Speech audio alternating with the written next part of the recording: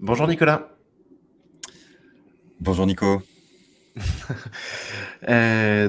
Tous les deux Nicolas, ça c'est une première. Nicolas Gaudemey, je suis ravi de te recevoir. Tu es Chief AI Officer chez OnePoint. Tu as une formation aussi super intéressante dans l'intelligence artificielle. Tu vas nous en dire un peu plus. Tu as travaillé avant ça donc pas mal dans les industries culturelles, l'audiovisuel, Orange, Fnac Darty. Tu as été secrétaire d'État au cabinet, enfin, tu as été, t'as été donc J'étais au cabinet, directeur directeur du du cabinet, cabinet du secrétaire d'État numérique. Ouais. qui était Mounir Benjoubi, super. Exact. Voilà, donc Nicolas, donc ça va être un super épisode.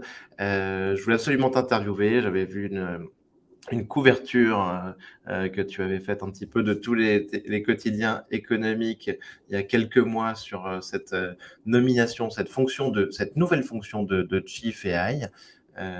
Et je pense que c'est hyper intéressant. Et donc maintenant, quelques mois plus tard, on va parler de tout ça. D'abord, Nicolas, pour commencer, qu'est-ce qui se passe aujourd'hui dans l'IA générative, selon toi? Déjà, ravi aussi d'être ici, donc merci pour l'invitation. Aujourd'hui, qu'est-ce qui se passe? Il y a Bard qui est, qui est arrivé ce matin en Europe et donc en France, avec qui j'ai joué tout à l'heure. Donc ça, c'est le petit côté anecdotique, mais pas tant que ça, parce que Google, c'est quand même un acteur majeur du secteur.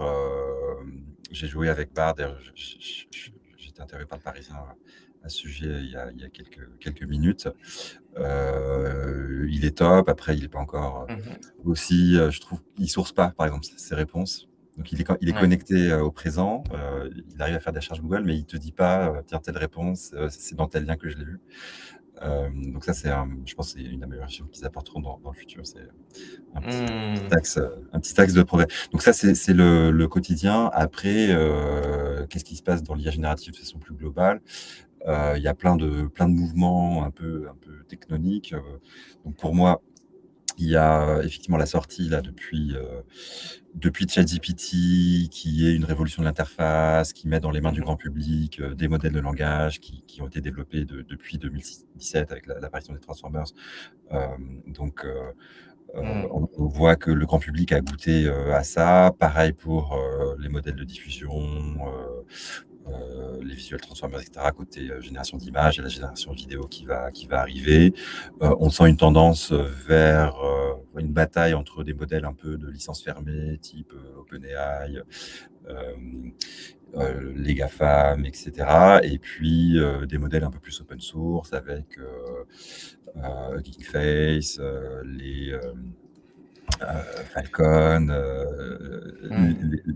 tous les modèles qui sont issus de Lama, là, l'espèce de phylogénèse d'animaux andins qui sont issus des travaux de FAIR, donc du laboratoire de Facebook, dans lequel d'ailleurs les signataires de Lama, c'est principalement des Français, hein, c'est ça qui est Ouais. assez marrant, dont deux qui ont quitté Meta depuis pour créer Mistral. Et puis il y a évidemment Mistral, je ne sais pas si je l'ai cité, mais qui va travailler pas mal sur l'open source, et Hmm. avec qui d'ailleurs j'ai discuté le week-end dernier. Génial. Oui, il se passe plein de trucs avec ces deux grandes philosophies qui s'affrontent, et le tout dans un maelstrom de stop and go, de géants qui disent qu'il faut freiner, mais qui accélèrent.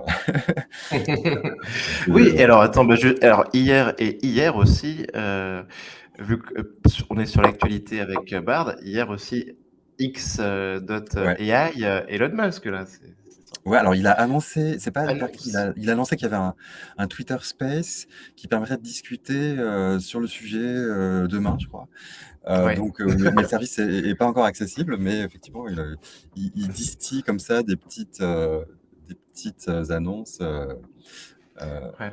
et donc, on verra ce que ça donne, Mais ce ça modèle qui pointait serait. sur un site et on voit en tout cas je pense qu'il a réuni une équipe assez solide, hein. Ouais, J'ai ouais, vu quelques références. On pouvait s'y attendre, mais c'est déjà On pas peut mal. s'y attendre, on peut s'y attendre. Bah, il était quand même parmi les fondateurs d'OpenAI et puis Bien il a sûr, quelques success stories à son actif, clairement. Donc il va nous parler de ça pendant la fête nationale, le 14 juillet, donc ça va être un super Twitter Space. Et alors Yes. Nico, merci beaucoup déjà pour, ce petit panorama là qu'on vient de faire, c'est intéressant.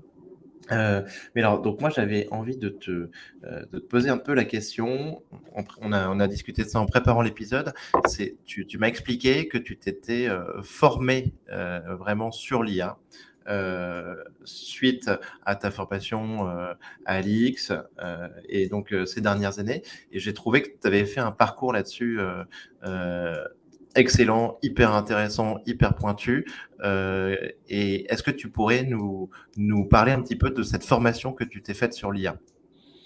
Ouais, effectivement, moi j'ai fait l'X, il y a un petit moment, déjà et du coup, bah, j'ai évidemment toutes les cours de base sur, l'informatique, l'algorithmie, calcul matriciel, algèbre et cetera, enfin des trucs qui Mmh sont utiles pour l'IA, mais l'IA, c'était pas le cœur du sujet quand j'étais à l'X et mh. du coup, j'ai bossé, bah, comme tu l'as rappelé au début, dans des métiers, enfin, assez tech, mais et puis autour des médias, des industries créatives, et cetera, mais j'étais pas, spécialement dans la data science et puis, en, 2017-2018, il y a eu, bah, des nouveaux modèles qui sont sortis. Il y a notamment eu AlphaGo, Ouais. qui est cet algo qui est basé sur du reinforcement learning qui, a battu le joueur mondial de Go et il se trouve qu'en 2018, moi, j'étais en vacances en Corée, à l'été et ça m'a vachement interpellé et donc je me suis dit: «Tiens, bah, je vais me plonger, Ah oui, AlphaGo en Corée, tu peux pas le louper là, le truc là, c'est sûr. bah, le joueur mondial, de Go était Mmh. coréen du Oui, Sud, bien sûr. donc voilà Mmh. et du coup, j'ai lu un bouquin sur l'IA et honnêtement, j'ai rien compris parce que dans un bouquin, les trucs sont pas clairs, c'est pas il faut Mmh. toucher en fait et du Ouais. coup, pour approfondir, j'ai lu aussi des papiers de recherche, bah, de DeepMind justement qui est le papier de recherche sur AlphaGo et cetera. Et ça m'a donné, envie de m'y plonger davantage. Donc là, je me suis inscrit sur pas mal de formations, donc notamment celle qui, est toujours dispensée par Stanford, avec quelqu'un qui est assez très connu dans le monde de l'IA, qui s'appelle Andrew Ng, Bien sûr. qui a travaillé chez Google, chez Baidu, qui est un des fondateurs de Coursera et là qui a fondé DeepLearning.ai, qui donne des super formations d'ailleurs, toujours sur l'IA. Ouais. Et donc j'ai suivi cette formation, honnêtement qui était hyper bien et comme j'avais les bases, mathématiques de l'X, Ouais. bah, voilà, j'ai pu me mettre à niveau et puis j'en ai suivi Et pas mal d'autres, hein. ça, Nico, c'est cette formation, c'est Ouais, combien de temps, grosso modo? je sais Enfin, peut-être plus, chacun à mais son rythme, ça m'a mais pris et donc ouais, c'est à distance et ouais, c'est chacun son rythme, mais en fait, je crois que le cours s'appelle machine learning et mmh ouais, tu as des vidéos et tu as des exercices, et puis à la fin, tu as une certification bien sûr. si tes codes, donnent les bons résultats et je sais plus, ça m'a pris, peut-être 4 semaines, Super, OK. pendant l'été et j'en ai suivi d'autres aussi. Alors je suis pas allé jusqu'à la certif parce que c'est quand même beaucoup, beaucoup de boulot, mais Mmh du coup, j'ai suivi, des cours, parce que en fait, dans chaque université, tu as des profs, avec une spécialité. Donc par exemple, tu as Geoffrey Hilton qui est un des, récipiendaires avec Yann Lequin et Yoshio Benga du espèce de prix Nobel de l'informatique, Pré-Turing, ouais, ouais et donc du coup, Geoffrey Hilton, lui, il est spécialisé, beaucoup en machine learning non supervisé. Donc c'était hyper intéressant.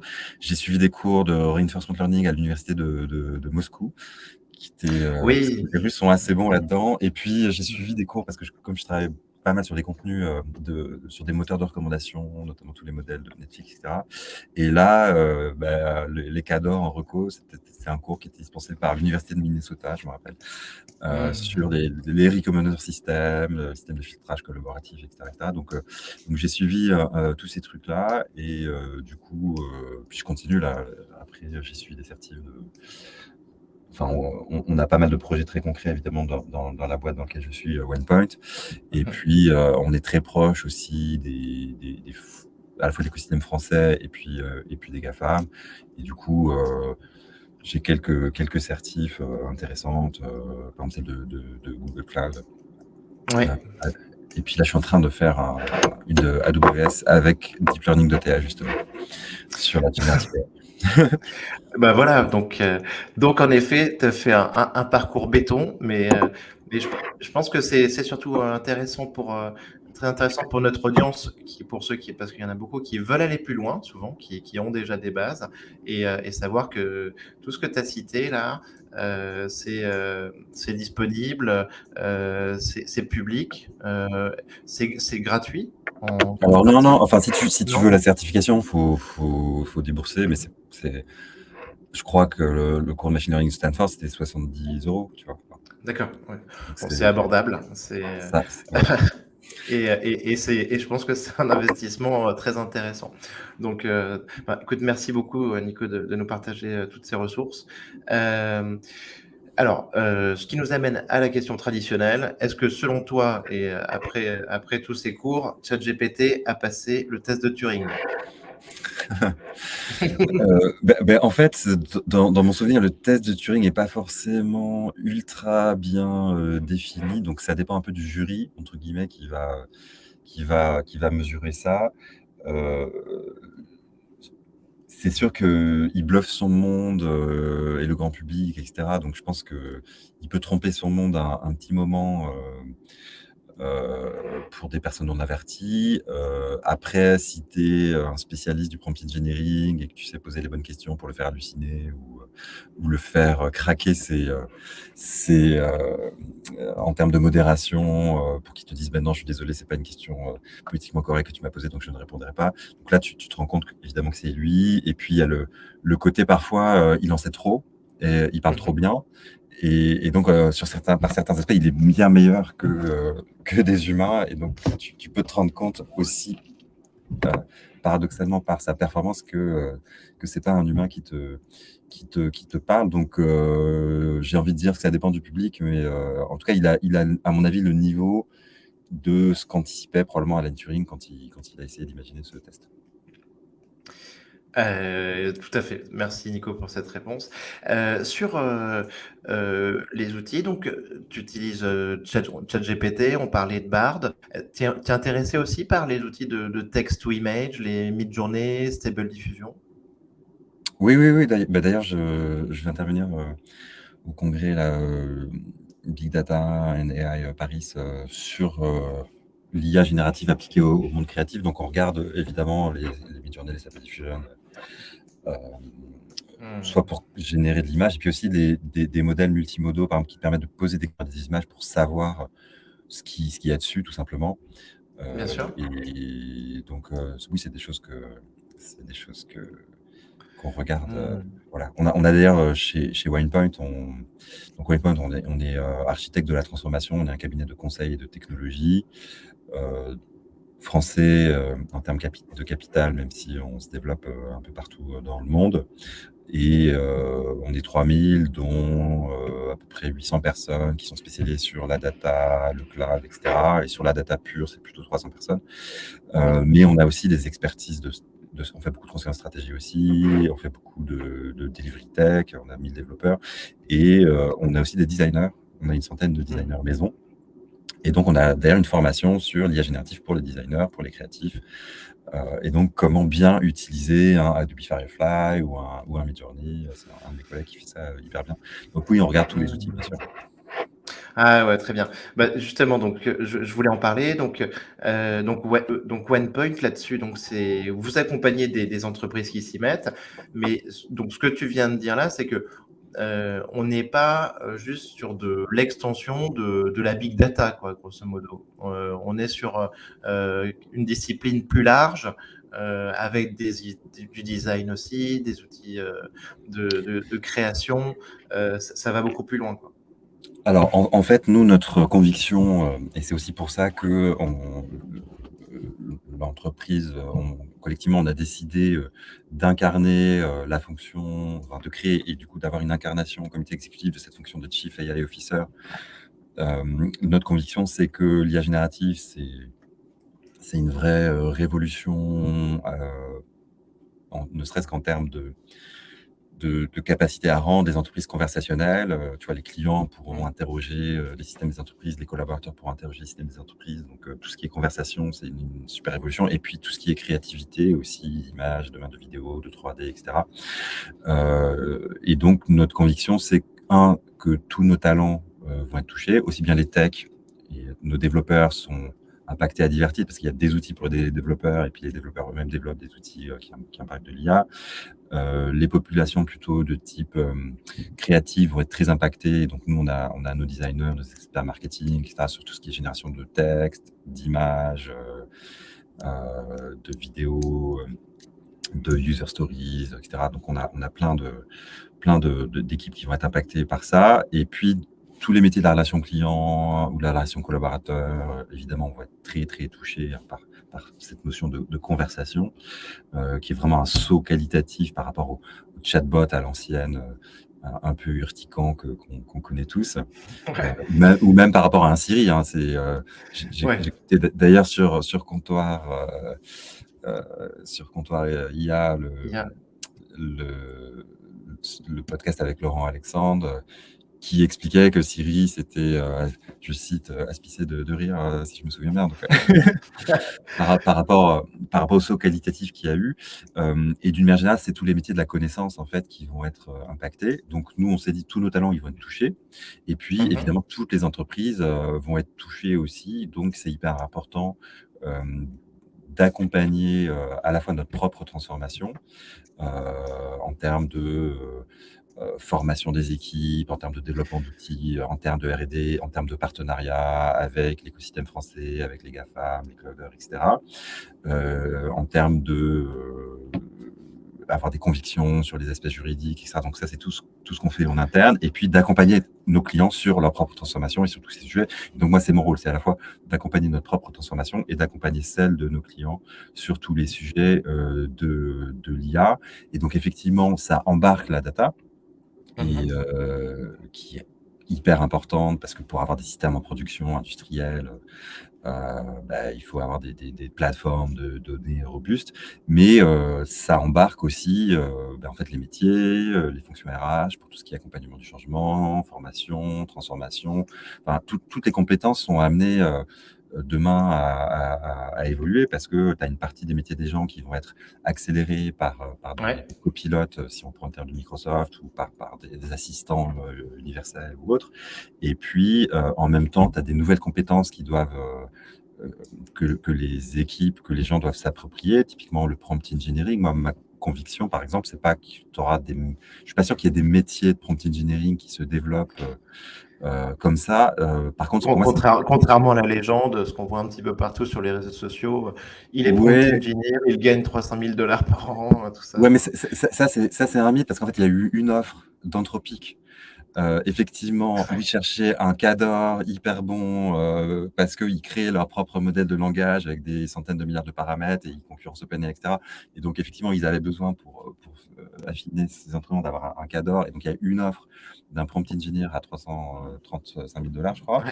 Mais du coup, ça a été repris un peu partout, donc ça a créé cette espèce de mythe. Moi, ma conviction, c'est que le prompt engineering, c'est plutôt une compétence que chacun va devoir acquérir demain dans son propre métier, que tu sois spécialiste du produit, que tu sois architecte technique, que tu sois développeur. Il faut que tu arrives à prompter ton IA copilote, et donc ton GitHub Copilot si tu es développeur, ou ton ChatGPT si tu veux faire des user stories, etc., ou ton Midjourney, ou ton Adobe Firefly si tu es designer.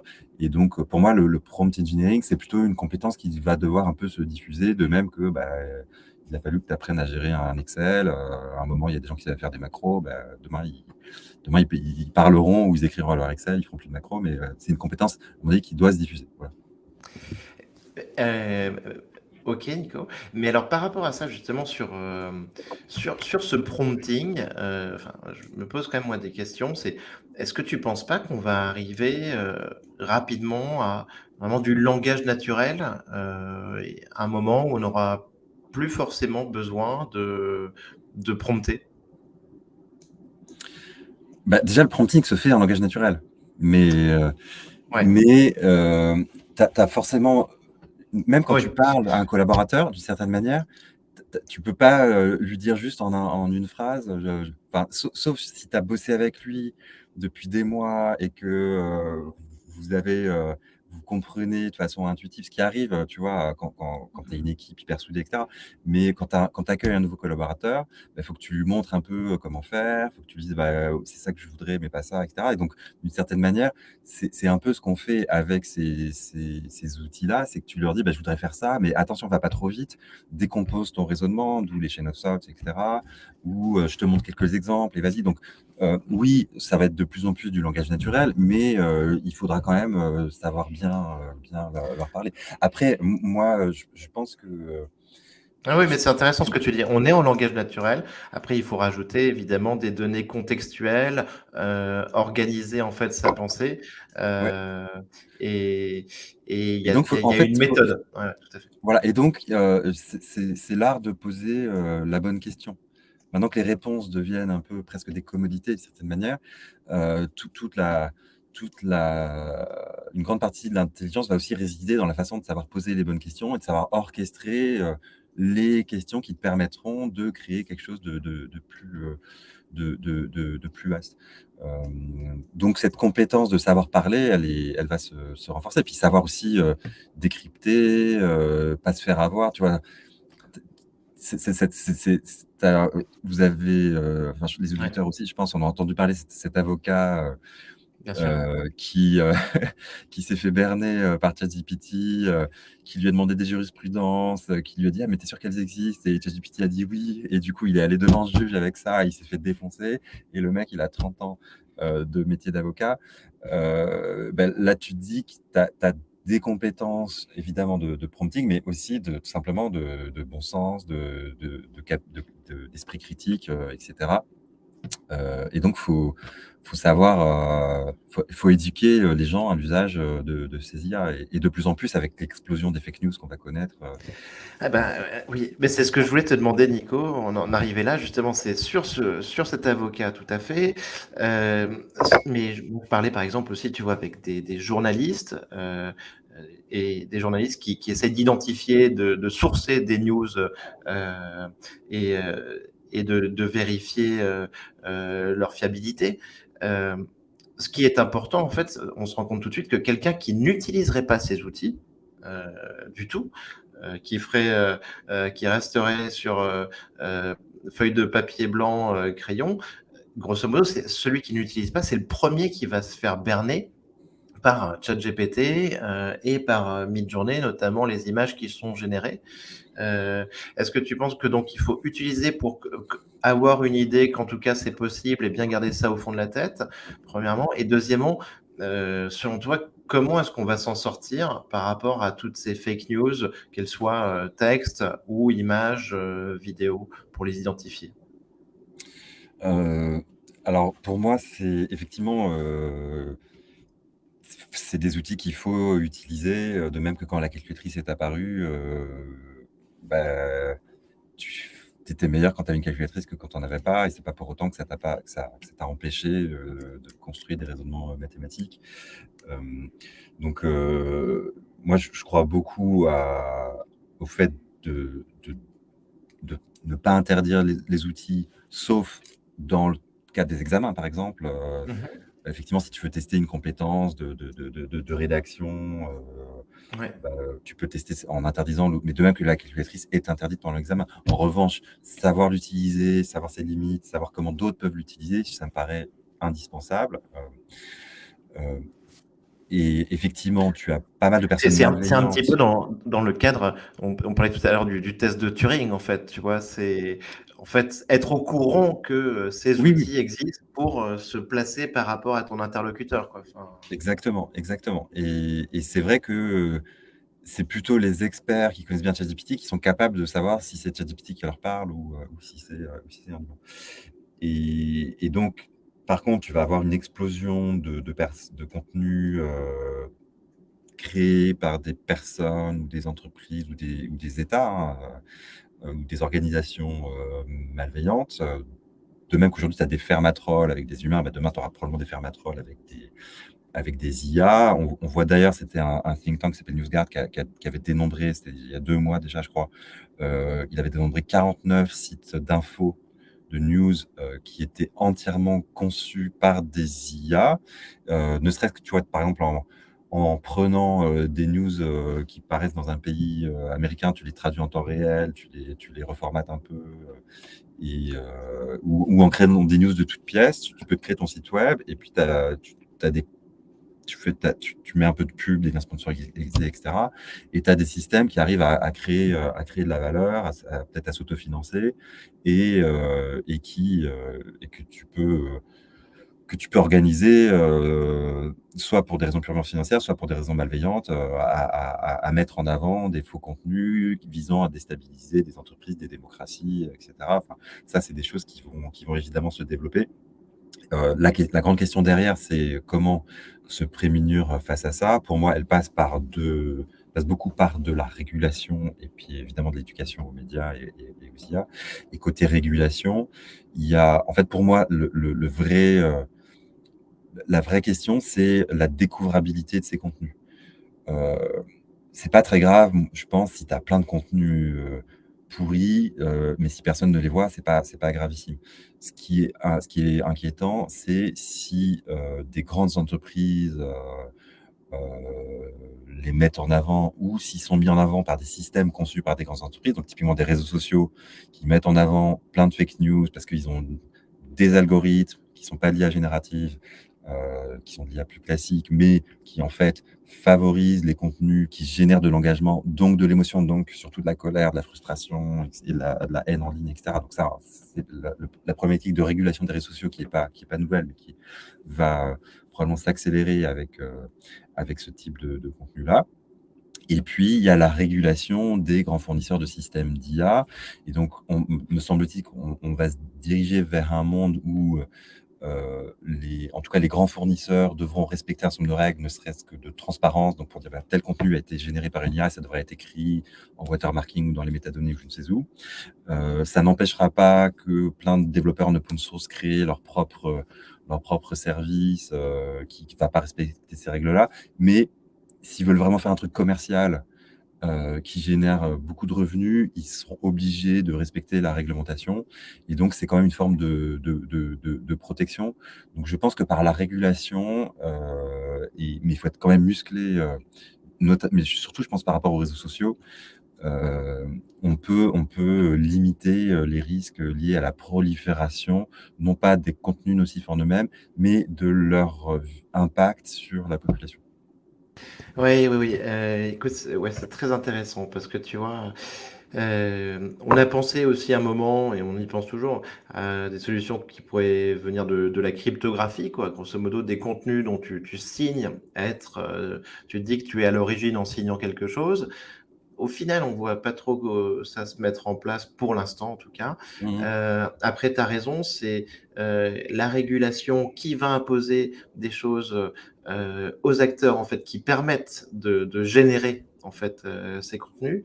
Mais après Et est-ce leur que tu audience et leur audience et leur et audience. leur audience, tu as raison, tout à fait, exactement. Est-ce que mais et après, en effet, hein, l'exemple de la délivrabilité dont tu parles, ça, je trouve ça très intéressant parce que j'avais entendu Yann Lequin en parler, heu, à une conférence et ouais, c'est vraiment ce qu'il expliquait, quoi. C'est qu'aujourd'hui, c'était déjà le travail un petit peu que faisaient, des IA de Facebook, de Meta, justement Oui, pour trier les messages, ouais, sortir ouais. les contenus haineux et en fait, c'est vrai que dans tous les cas, il va y avoir une abondance artificielle de contenu généré. Après, la question, c'est surtout faire en sorte que les contenus complètement gênants, bullshit, désinformation, n'arrivent pas au plus grand nombre et ne soient pas répandus, quoi. C'est surtout ça. Et là-dessus, le Exactement. réseau social a une responsabilité et un rôle aussi. Ouais. Bah, énorme, parce que le réseau social est plutôt conçu intrinsèquement pour favoriser ce type de contenu à la base, et donc Oui, ça veut dire qu'il y a une tension entre l'engagement, qui est une des métriques du réseau social, mais qui en fait est basé d'une certaine manière sur la valorisation du contenu merdique parce que qui génère des émotions fortes, et en même temps, s'assurer que ces émotions soient pas trop, comment dire? issus de contenus, entre guillemets «illégaux» parce que haine en ligne, parce que promotion de apologie de je sais pas quoi ou parce que fake news et cetera et cetera. D'où cette dichotomie. Alors Yann Lequin, lui, défend évidemment la vision de Meta en disant: «Bah, Meta fait des trucs hyper bien, machin». C'est sûr que Meta est plus avancé que Twitter, qui a enlevé toutes les barrières et quand on pose une question au service de presse, qui te répond par un emoji crotte, donc c'est pas génial. Mais bon, mais peut-être que Threads va supplanter Twitter, en tout cas, Ouais, c'est bien parti. Mais Yann Lequin, il défend évidemment ce que fait oui, Meta et bien sûr. plein de trucs, mais peut-être qu'on peut aller encore plus loin, en tout cas dans la responsabilité des grandes plateformes sur Ouais. le fait de pas donner de viralité à des contenus nocifs. Tout à fait, mais là déjà quand même, on voit un renversement de l'algorithme, hein. Est-ce que ça veut dire qu'on aura enfin, parce que ça voudrait dire plus de chats, plus de contenu, haineux qui était quand même Non, mais les trucs qui se les diffusaient chats, le c'est pas des plus. pour le coup, c'est pas des contenus nocifs, donc les chats vont donc toute la question est, et c'est tout le débat sur la liberté d'expression, c'est, heu, la vitesse enfin, c'est comment on repère des contenus qui sont, comment dire? Qui sont condamnables parce que, il y a un certain nombre de règles, à respecter, ne serait que tu peux pas injurier des gens, comme ça, diffamer, et cetera. Enfin, il y a un certain nombre de règles respectées qui ne sont pas forcément respectées très vite sur les réseaux sociaux parce que c'est hyper dur d'obtenir les pseudos, les noms derrière les pseudos, et cetera. Et donc, tout l'enjeu est comment tu fais respecter ça très rapidement pour que tu aies pas la viralité et que quand tu es le juge Mmh. qui puisse intervenir, ce soit pas trois mois après, une fois que l'adolescent a harcelé, c'est suicidé, tu vois? Oui, oui, tu as raison, bien sûr. Tout à fait. Pour revenir juste un tout petit peu en arrière, Nicolas, sur OnePoint. Donc vous travaillez aujourd'hui en collaboration avec OpenAI? Alors nous, on travaille avec OpenAI via Azure, Mmh. puisque, D'accord. évidemment, ils sont très liés. Donc nous, on est très proche des différents, clouds, et en particulier les trois géants mondiaux, que sont, Ouais. Azure avec OpenAI, mais aussi on travaille beaucoup avec Google Cloud et puis hier, j'ai passé la journée chez AWS. Donc on est proche de tout cela. C'est vrai qu'Azure, ils ont encore un coup d'avance, donc on a beaucoup travaillé et on travaille très étroitement avec eux. C'est un de nos partenaires privilégiés et on a organisé par exemple 5 journées, croisées Azure, OpenAI fois OnePoint, à Paris, à Bordeaux, à Marseille, à Nantes, à Toulouse, je crois, pour, justement pour accueillir, des clients, communs, les acculturer, faire de l'idéation, de la priorisation de cas d'usage ensemble, et cetera. Donc on travaille très étroitement, bien sûr, avec Azure, OpenAI. Et puis on est Mmh. aussi proche de l'écosystème, français. On travaille avec Lighton, par exemple. On travaille, Ouais. avec Hugging Face. Mmh.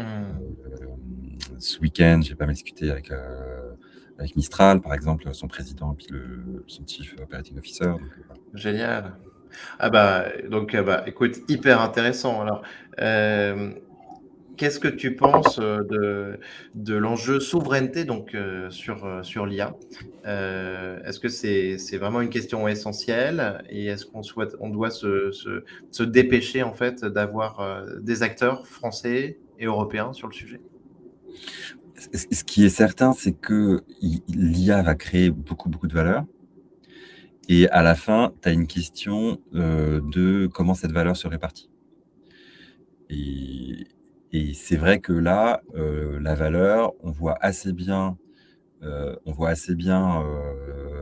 NVIDIA et les fabricants des processeurs graphiques qui permettent de faire des calculs d'IA qui, ont pris des valorisations considérables. Donc NVIDIA qui a dépassé le 1 000 milliards de dollars de valo, qui est entré donc dans ce club très fermé des d'entreprises à plus de 1 000 milliards de valo.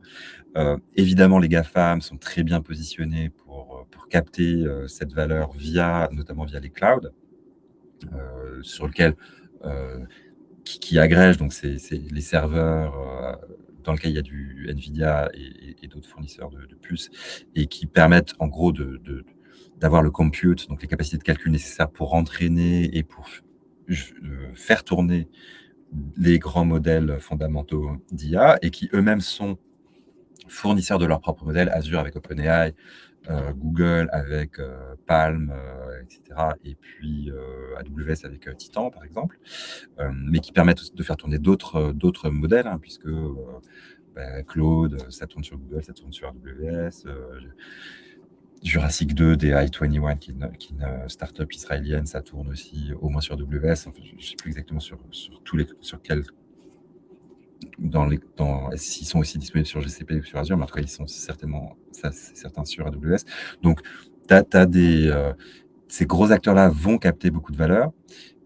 Et donc, tout l'enjeu, c'est de faire en sorte que cette valeur d'innovation, elle ne se concentre pas sur quelques acteurs multinationaux, très souvent américains, et puis tu as des Chinois de leur côté qui vont faire la même chose dans leur jardin un peu fermé, et que l'Europe soit à la traîne, juste en gros, à avoir des consommateurs, que ce soit du grand public ou des entreprises consommatrices, mais que en fait, toute la valeur créée aille ailleurs et que tu aies des impacts économiques disproportionnés pour l'Europe. Donc, c'est très important de rester dans la course de l'innovation, ne serait-ce qu'à Ouais, cette fois. parce que Et là, puis, aujourd'hui, on voit cette valeur, en effet, on parle même des 7 fantastiques, là, depuis une semaine, avec ouais, ouais, Tesla, Nvidia qui ont rejoint les GAFAM. ouais, C'est énormément de valeur créée, plus de 50%, je le disais dans un podcast, de capitalisation boursière sur ces acteurs-là. Et en ouais. effet, il faut penser à une répartition plus large que juste ces 7 cavaliers, quoi. Enfin, Exactement. Donc, tu as cet enjeu de souveraineté un peu économique, technologique associé. Et puis après, tu as tous les enjeux d'impact sur le fonctionnement, au-delà de l'économie, le fonctionnement des démocraties elles-mêmes, parce qu'on voit bien qu'on touche à de la création de contenu, à la création d'informations, etc. Il y a des bascules qui vont s'opérer en termes d'emploi, de compétences. Donc, il va y avoir un choc de destruction créatrice.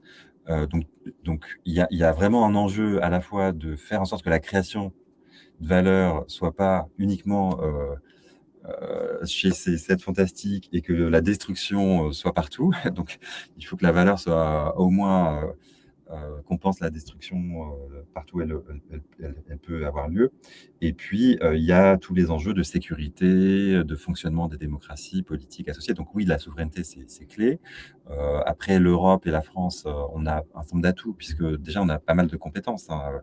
Donc les fameux modèles, le modèle Llama, là, qui a généré toute une phylogénèse de modèles de langage oui. open source, ça a été écrit. Quand tu lis le papier de Llama, je crois que tu as 11 signataires, tu en as 10, c'est des Français qui ont fait l'X ou Normal, Mmh. etc. Donc, on a des très belles compétences. Et d'ailleurs, 2 d'entre eux ont créé Mistral. Et puis, le troisième fondateur, Arthur, là, lui vient de DeepMind. Et Ouais. lui, il a fait un autre papier. Il est signataire d'un autre papier qui a fait date dans le monde de l'IA ces derniers mois, qui est le Chinchilla Paper, qui est le papier sur les lois d'échelle, donc les scaling laws des modèles, qui est hyper intéressant parce que, en gros, il t'explique que GPT 3.5 et GPT 4 sont probablement trop gros en nombre de paramètres au regard de leurs données d'entraînement, et que tu peux faire aussi bien avec des modèles plus légers, mais qui ont plus de données pour s'entraîner. Donc, on Ah, voit qu'on a des super intéressant. compétences. Je ne savais pas que c'était ça. Ah, c'est génial ça. Bon, Parce qu'on c'est on le parle Chinchilla de... Paper, ce que tu pourras lire. Oui, Euh, super. Sur la et- scalabilité. Et donc, ce qui veut dire des enjeux ensuite de qualité des données, mais de durabilité, de oui, exactement. responsabilité aussi de l'autre côté.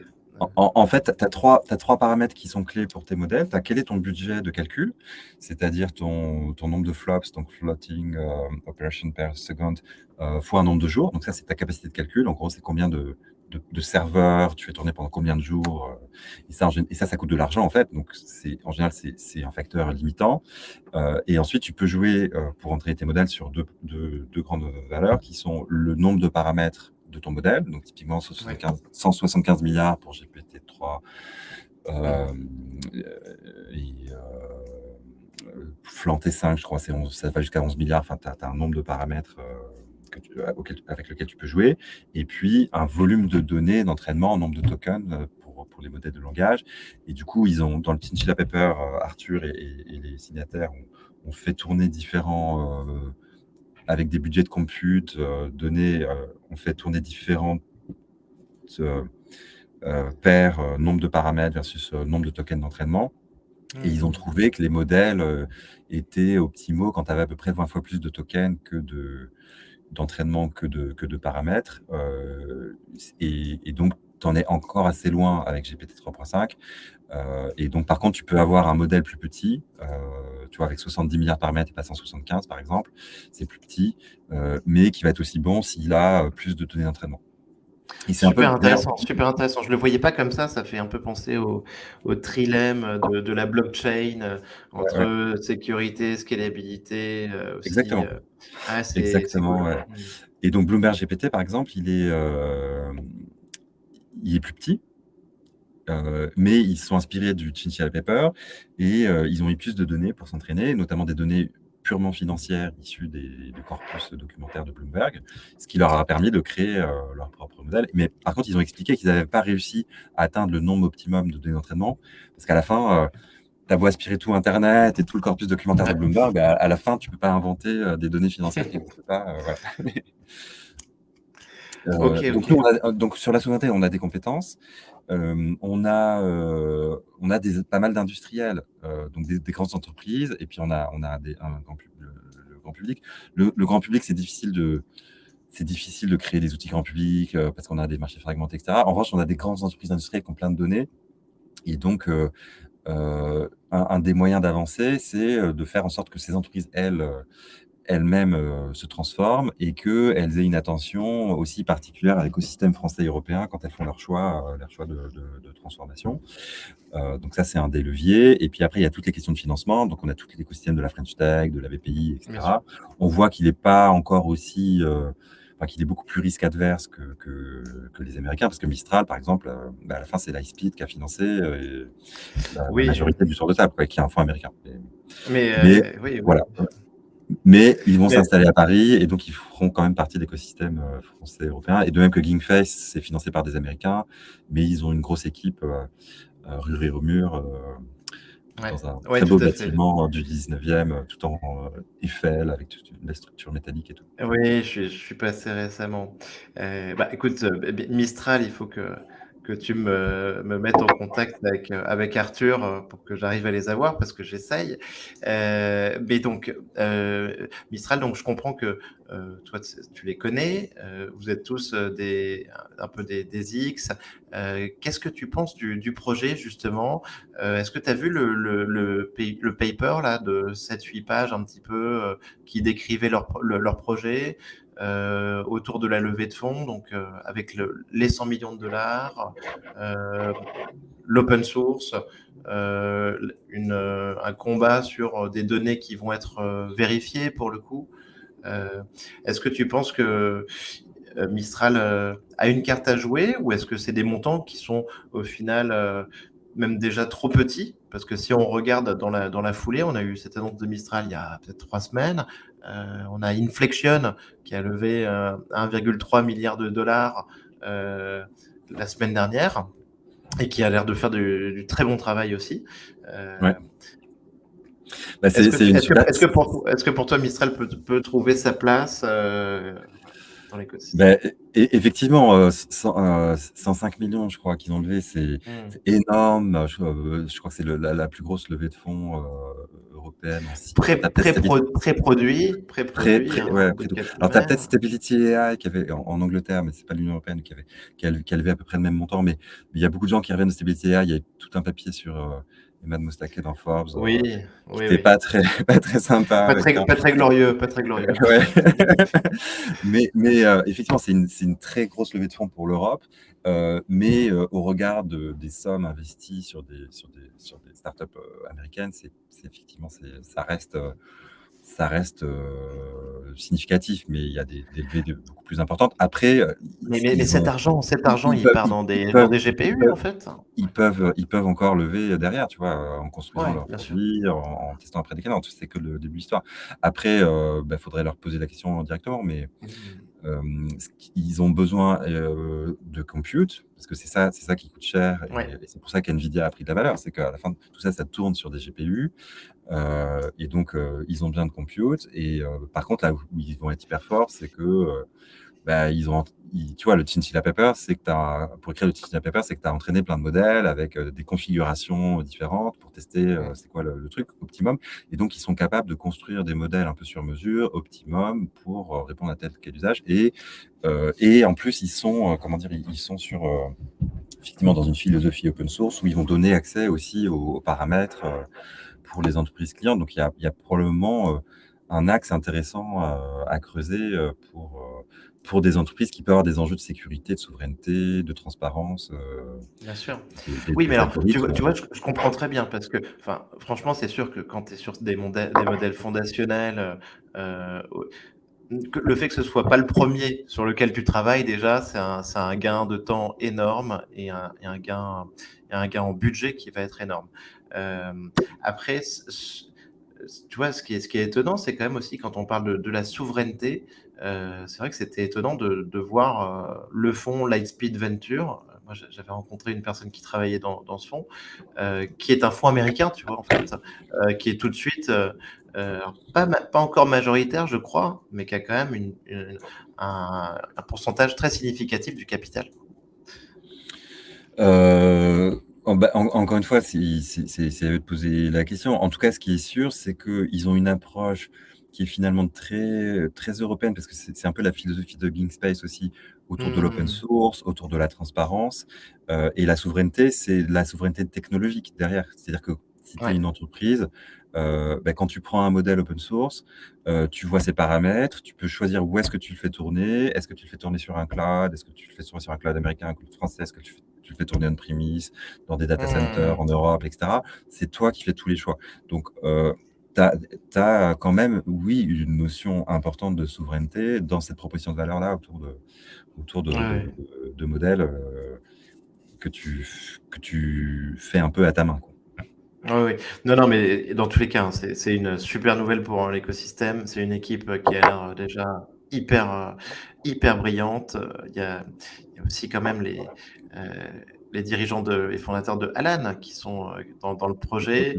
Ouais, Euh, tu as Cédrico, et Cédrico, alors Cédrico, et voilà. ce qui m'amène à la question que j'allais te poser, Et, Nicolas. Vas-y, et vas-y, puis, continue. et juste le dernier, enfin, il y en a Oui. plein, mais tu as aussi le Chief Operating Officer de Miracle, qui est Chief Operating Officer maintenant de Hmm. Mistral AI depuis quelques semaines aussi. Et donc, voilà, c'est des gens qui ont de l'expérience. Ouais, ouais, ouais, super. Non, non, bah écoute, super équipe. En tout cas, on est content d'avoir ça en France.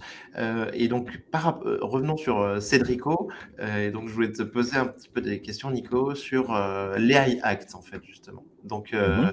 Donc bah, Cédrico, il a fait une lettre ouverte là récemment, Oui, dans laquelle il a qu'il a fait signer en particulier par des grands patrons européens. Alors, il y avait ouais. Heineken, Airbus, tout un tas de boîtes. Personnellement, je ne l'ai pas vraiment vu venir, même cette lettre, même si c'est un combat que je comprends tout à fait. Et ça fait quelques semaines, quelques mois qu'on voyait l'AI Act avancer à Bruxelles.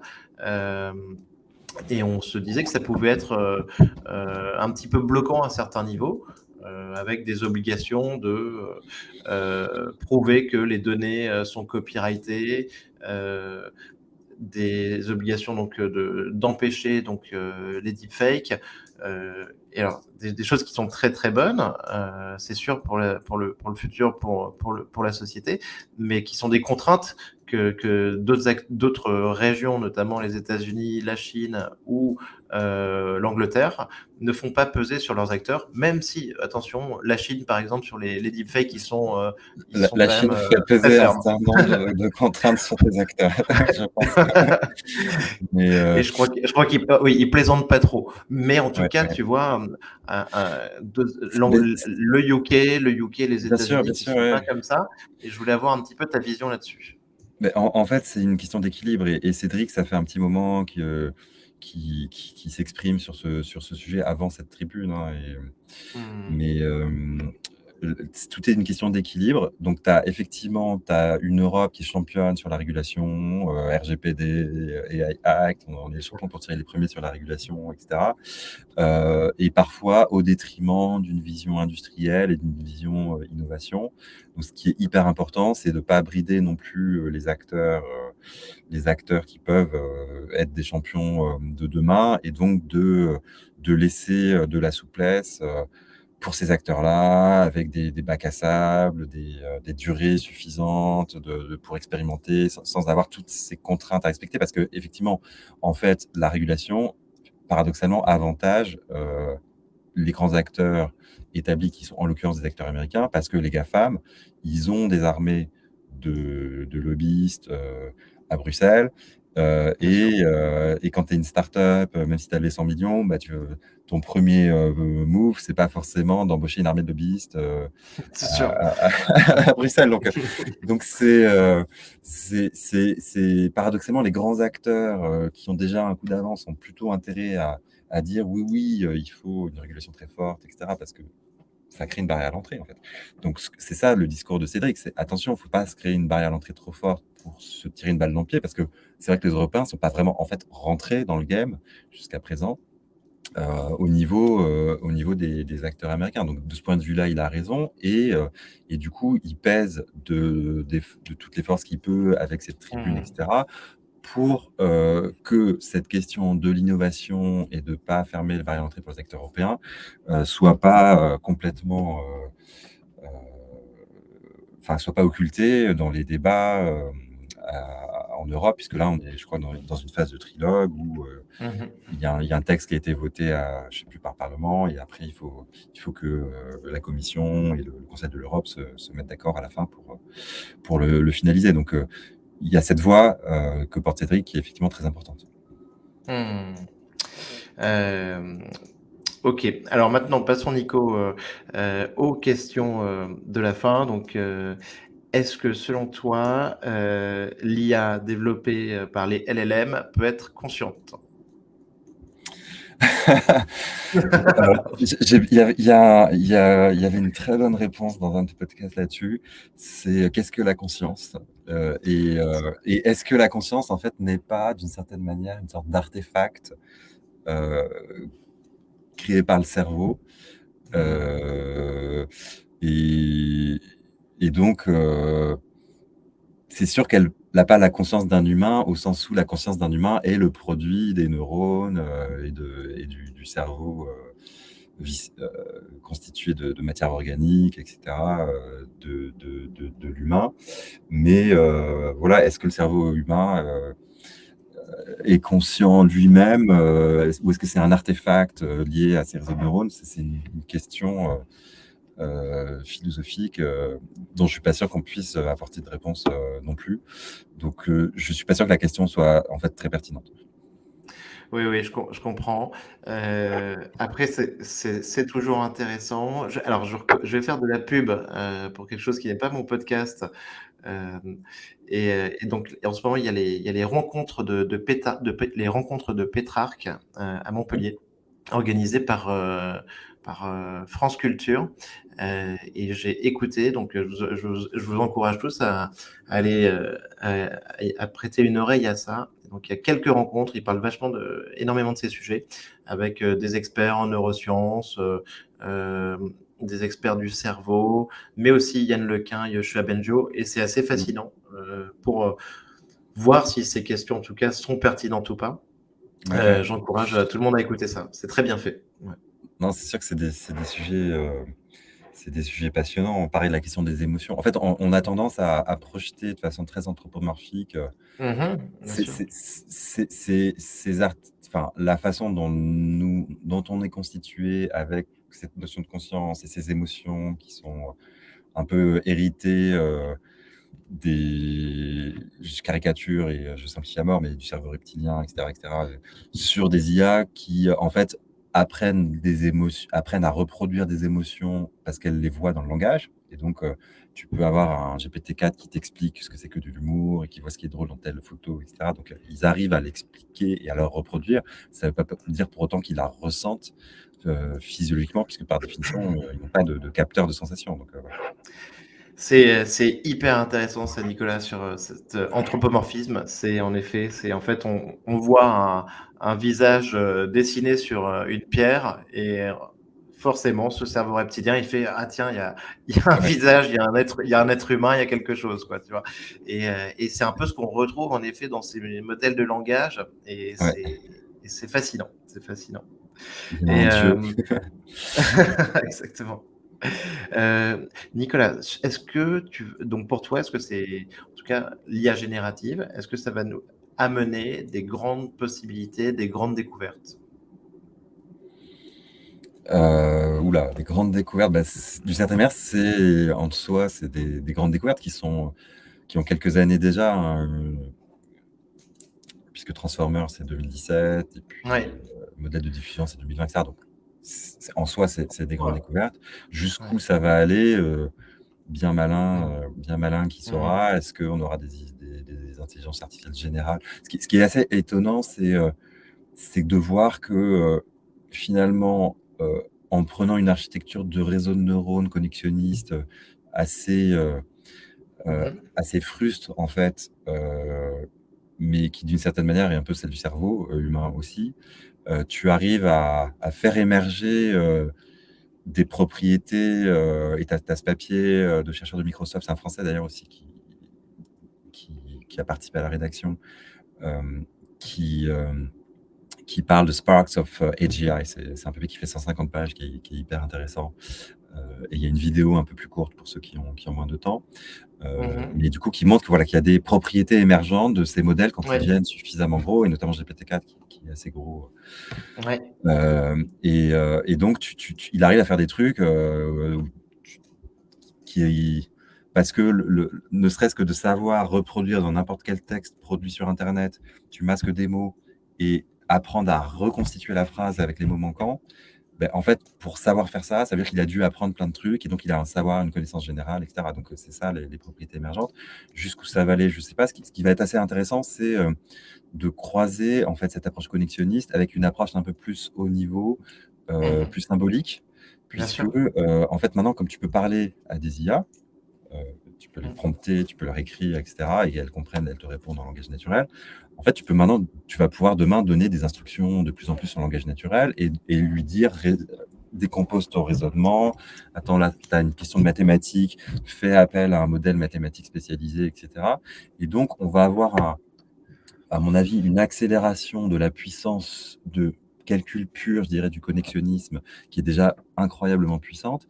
Ça va être accéléré avec une couche, plus abstraite de raisonnement. Hem, de même que nous, on a un cerveau, tu vois, très, le cortex qui fait tous les raisonnements rationnels, qui est plus lent, mais qui te permet de conceptualiser plein de trucs. Peut-être que, tu auras ce mix, enfin, je suis assez convaincu qu'en fait, que tu auras ce mix entre, Ouais. du symbolisme, donc de ce qu'on appelait les systèmes experts avant, et ce qu'on voit déjà dans les agents génératifs, où tu vois, ils font un plan de ce qu'ils doivent faire, ils décomposent des tâches et puis ensuite ils créent d'autres agents et cetera.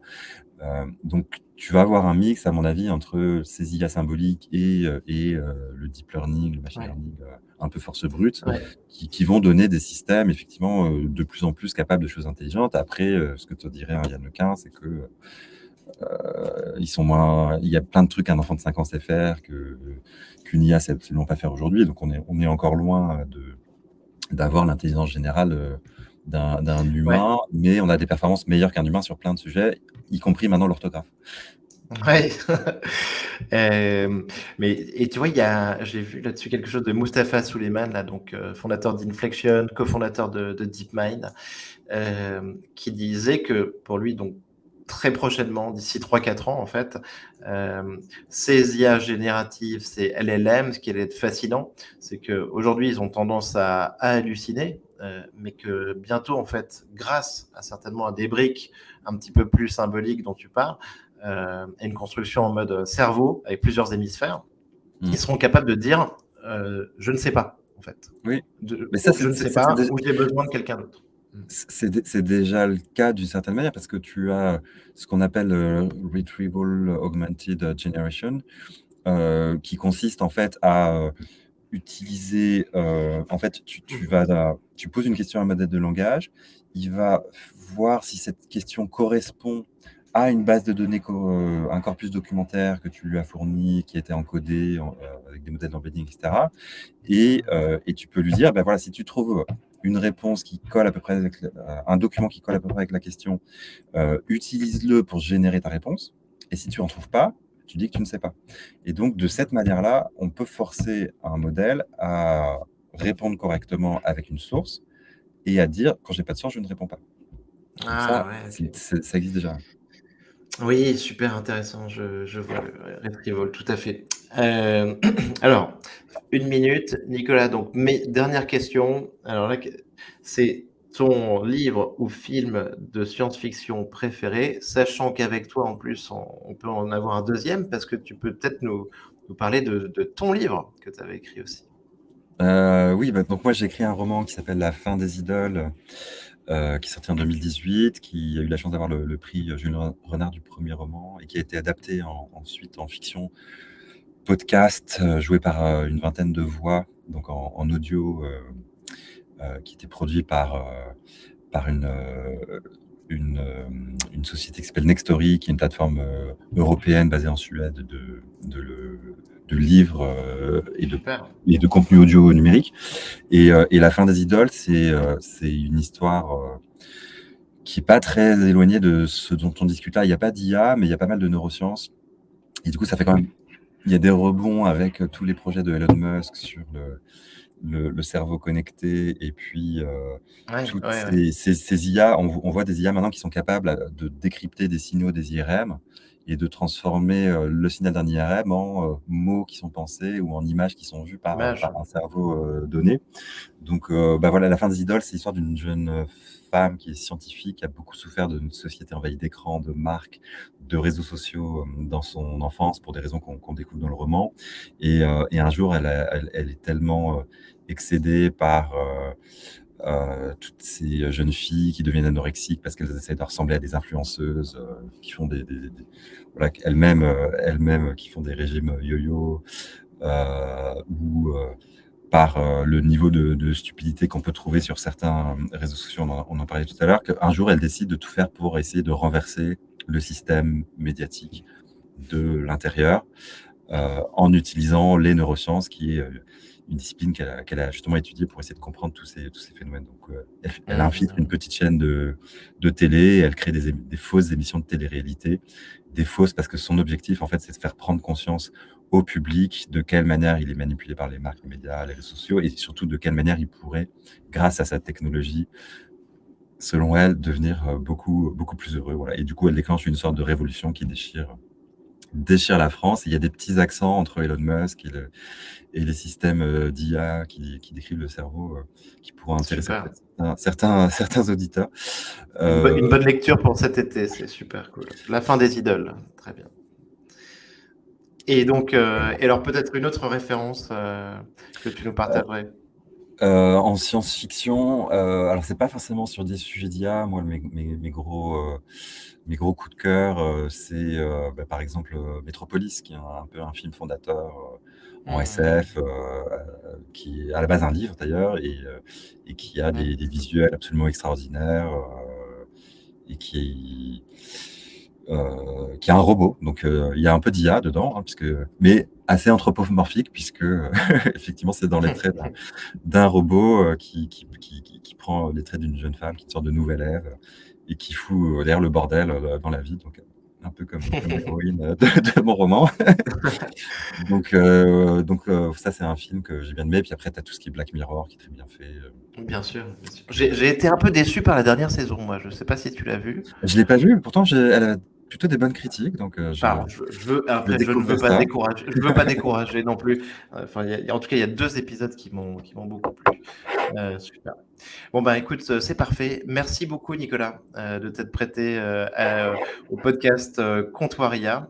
C'était super intéressant d'échanger avec toi, avec, donc ton expérience, hyper importante là-dessus, tout ce que tu fais avec, OnePoint et tes centres d'intérêt, notamment autour de la culture et je pense que ce sera intéressant de rééchanger, là-dessus.